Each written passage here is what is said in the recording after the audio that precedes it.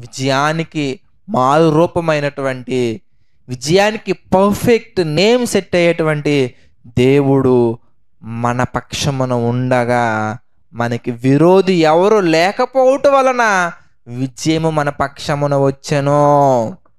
దేవుడు మన పక్షాన ఉన్నాడు కాబట్టి, అనగా విజయము మన పక్షాన ఉంది కనుక విరోధము జయించగలిగాం మనం. ఒక విక్టరీ మన జీవితంలో వచ్చిన, ఎదుటి వారి జీవితంలో వచ్చిన, మనకు నచ్చిన వారి జీవితంలో వచ్చిన, నచ్చని వారి జీవితంలో వచ్చిన, మనం గుర్తించాల్సింది ఏంటంటే అది ఆ వ్యక్తి వలన కానే కాదు. ఎవరి వల్ల? ఎంతకంటే కేవలము పరలోకమందు ఉన్నటువంటి దేవుడు ఎవరి పక్షాన ఉంటారో వారికే విజయం వస్తుంది. ఎవరి పక్షాన ఉంటారో వారే దేనినైనా సాధించగలరు. ఎవరి పక్షాన ఉంటారో వారు మాత్రమే కొంచెం నెమ్మదిగా ఉన్నా కానీ గొప్ప విజయాలు సాధిస్తారండి.